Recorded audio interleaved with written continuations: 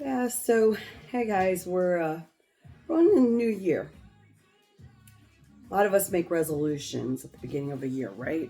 We we say, well, I want to try and talk myself into being more healthy, eat better, do certain things that will make me happier with myself, right?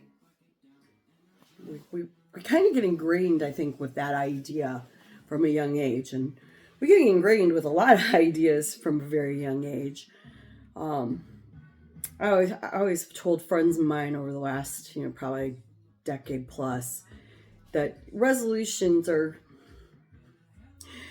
just like what the resolutions countries make. We kind of make them to ourselves, but then we don't keep them. Right, 6 months in, you're not going to the gym anymore. It's a waste of your money. So you decide, no, no, no, I'm not going to do that anymore. Um, or you just get lazy, or life catches up with you, and you just go, I'm not going to do that anymore. So if you're going to make a promise to yourself, make a promise, right? At least it's harder to break a promise than it is a resolution. A resolution is just something that you thought about. Certainly, we know that just from resolutions that countries change. Flip of a hat. Oh, today we're going to worry about this. Tomorrow we're going to worry about that. And nothing really comes of any of those worries, right? And I think that we kind of, at a very young age, kind of absorb that idea. The resolutions are something you can get rid of. So make promises to yourself instead of resolutions.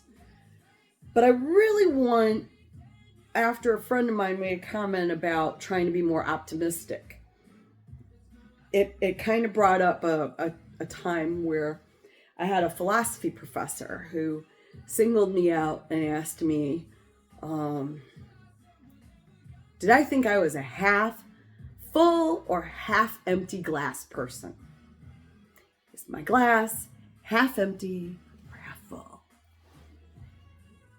I was a bit of a smart ass, and if you know me personally, then you know I'm kind of a smart ass. But I looked at him and I said, well, I'm a full glass. I'm a full glass person. So that's not an option. Why not? Why is it not an option to have a full glass? Right?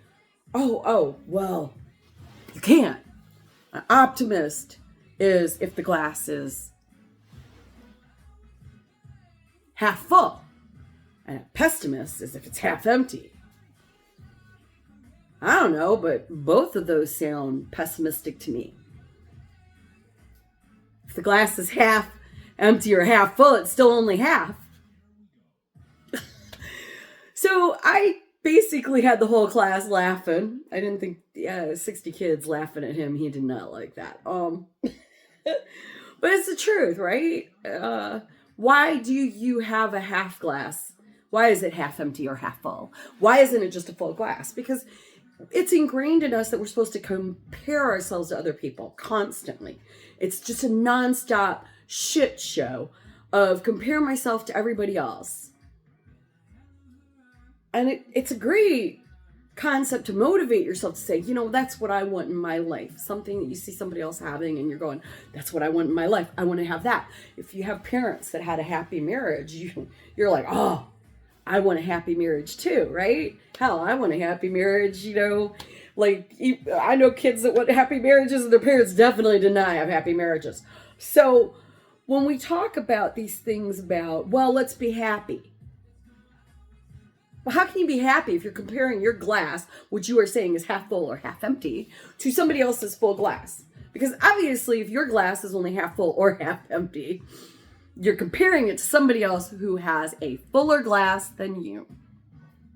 How are you ever going to be happy if you're always constantly comparing yourself to someone else and to what somebody else has compared to you? You can't. It's not possible. It doesn't even make sense. It's moronic. So, I don't know, folks. You're going into a new year. We're all going into 2024. And I don't know if you're happy, if you're sad, if you've got shit going on. I can speak from experience. I have had a thimble I have had a full mason jar. I have even had an entire keg. um, at various points in my life, I've had more or less, and we all go through that. But if you can tell yourself that the glass is full and you're okay, you'd be amazed at how much simpler it is when things aren't going well. I don't know how. I don't know why. I think it's because a true optimist doesn't see half full or half empty. A true optimist sees a full glass. And if you don't have a full glass, if you can't fill that pint glass, then you go get a baller glass, or you go get a shot glass, or you go get a thimble, and you still have a full glass. Got me? And damn, when it's overflowing, go get a bigger glass. Hell, get a pitcher.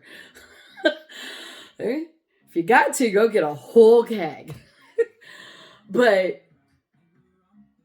don't beat yourself up automatically just by saying, well, I'm half full. The minute you say you have half, it doesn't goddamn matter if it's half full or half empty. It's just half. Bring in 2024 telling yourself that you're full. There's things you want. There's things you'd like to have. Sure. All of us have goals and aspirations. It doesn't mean our glass is only half full or half empty. It's okay to want more. It's not okay that we constantly compare ourselves to others by saying that we're only half. We're not half of anything. We're a full person with full everything.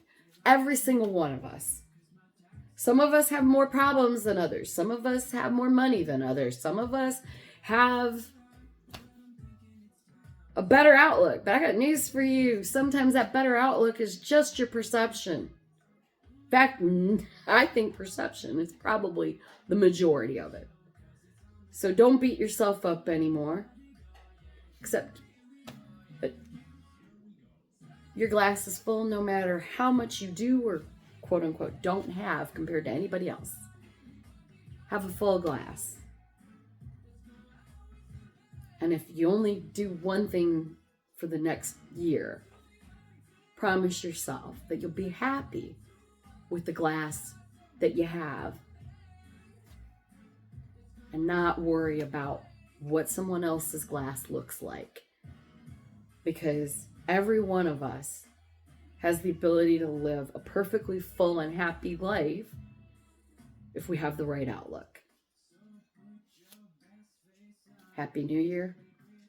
Catch you on the flip side.